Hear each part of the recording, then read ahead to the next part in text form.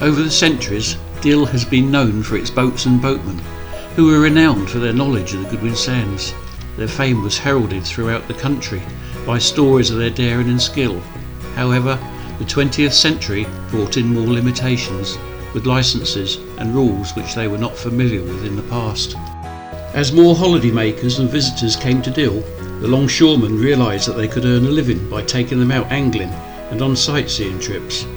Deal Borough Council issued boatmen's licences on recommendation and experience. Rules were set that had to be adhered to, and a beach inspector and foreshore attendant was employed to enforce them. In the early 1900s, the summer season saw the boatmen hiring out their rowing boats. An hour-long row along shore was a favourite with many holidaymakers. At this period, the largest tripping vessel was the Clarendon, a fine pleasure yacht which could take out large numbers of people for longer trips. The boat would sail to the Gull Light Vessel or Goodwin Sands at given times, depending on the tide and wind direction.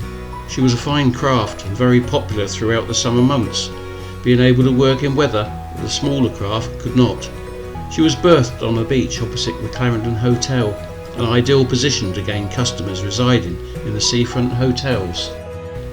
Records state that in July 1903, the owner of the yacht Clarendon, J.W. Robinson, witnessed the 14-foot punt, Little Emma, capsize, and with his 3 crewmen they saved the occupants.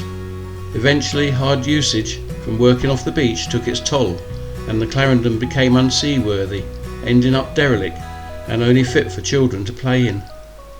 Peter Harris Mays, a local butcher, upset the boatman when he applied for a boatman's and pleasure boat licence for the summer season of 1949 in order to operate a speedboat. The boatman's complaint was that he would take trade away from them, with the younger clientele wanting his boat for trips. The council was sympathetic and didn't grant Harris Mays a boatman licence, but did grant one for his vessel. He tried to get around this by selling postcards for a set price, which would include a free boat ride in his speedboat. Again, the council stated this was not allowed and stopped the venture.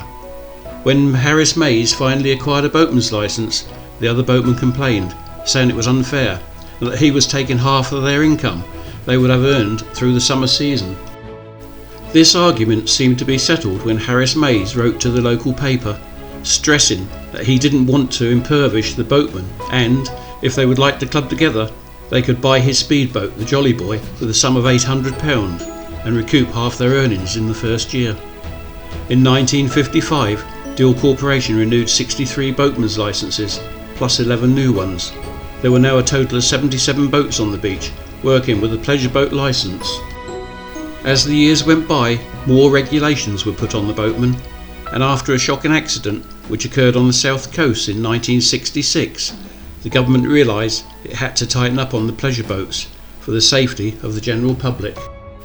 Deal was no exception, and in the late 1960s the Board of Trade issued a new licence for boatmen, and everyone had to take the verbal test to receive one.